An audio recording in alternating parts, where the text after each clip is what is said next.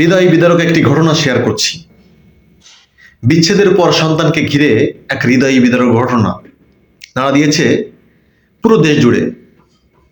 ডিভোর্সের মামলায় আদালতে হাজির এক মা, তিনি স্পষ্ট ভাষায় জানিয়ে দিলেন, এই বাচ্চা আমি চাই না। এই বাচ্চা আমার কাছে থাকলে আমার ভবিষ্যৎ নষ্ট হয়ে যাবে।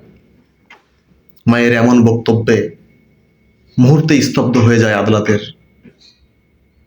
সব বিচারক সহ সংশ্লিষ্ট সবাই। এই ঘটনাটি ঘটেছে ময়মনসিংহ জেলার একটি পারিবারিক আদালতে। কলহের জেরে স্বামী স্ত্রীর বিচ্ছেদ ঘটে। তাদের প্রথম সন্তানের বয়স তখন 4 বছর।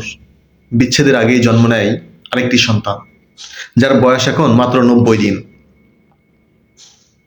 বিচ্ছেদের পর সন্তানের হেফাজত নিয়ে আদালতে হাজির হন মা। আদালতে মা দাবি করেন, এই ছোট্ট সন্তান, এই নবজাতক সন্তানকে আমি আমার কাছে রাখতে চাই না। তার ভাষায় বলতে গেলে এরকম যে আমার একটা ভবিষ্যৎ আছে, এই বাচ্চা আমার কাছে নিলে আমার জীবন শেষ হয়ে যাবে।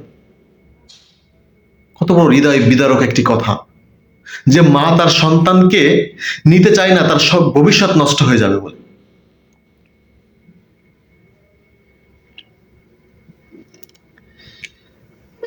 আদালতের বিচারক সহ সবাই মায়ের কাছে বাচ্চাটি রাখার অনুরোধ জানায়, কিন্তু মা সোজা সাপটা বলেন, এই সন্তানের বিষয়ে আমি কিছুই জানি না।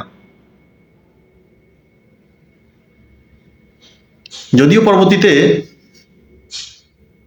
মানবিকতা বা শিশুটির ভবিষ্যৎ বা তার সুস্থতা এটা বিবেচনা করে তাকে জোর করে বাচ্চাটি দেওয়া হয়েছে, কিন্তু মায়ের চোখে সন্তানের চেয়ে বড় হয়ে ওঠে নিজের ভবিষ্যৎ। বিষয়টি শুনে সবাই অবাক হয়ে যায়, স্তব্ধ হয়ে যায়। কোন বর্বরতার যুগে আমরা বাস করছি, যেখানে মা তার সন্তানকে কাছে রাখতে চায় না, নিজের ভবিষ্যৎ অন্ধকার হয়ে যাবে বলে।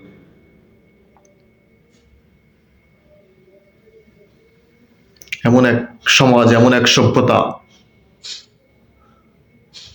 এমন এক স্বাধীনতা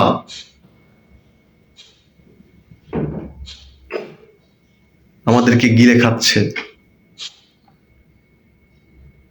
একটা মায়ের সর্বোচ্চ প্রাপ্তি, সর্বোচ্চ ভবিষ্যৎ তো মাতৃত্ব। তার চেয়ে বড় ভবিষ্যৎ আর কি হতে পারে? কেউ কেউ প্রশ্ন তুলছেন যে মাতৃত্ব কি পরিস্থিতির উপর নির্ভরশীল, আবার কেউ কেউ বলছেন সমাজ কি আদৌ মায়েদের পাশে দাঁড়াতে পেরেছে? সহজে শহরে হাজারো দম্পতি সন্তানের জন্য সৃষ্টিকর্তার কাছে বছরের পর বছর অপেক্ষা করছে, আবার সেখানেই এক মা নিজের 90 দিনের শিশু, তাকে সে নিতে চায় না।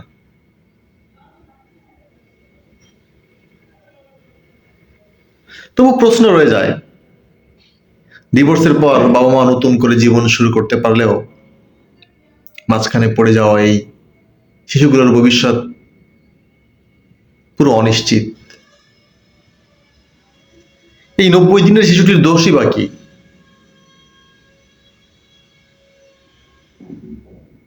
এই হলো আমাদের সমাজ ব্যবস্থা।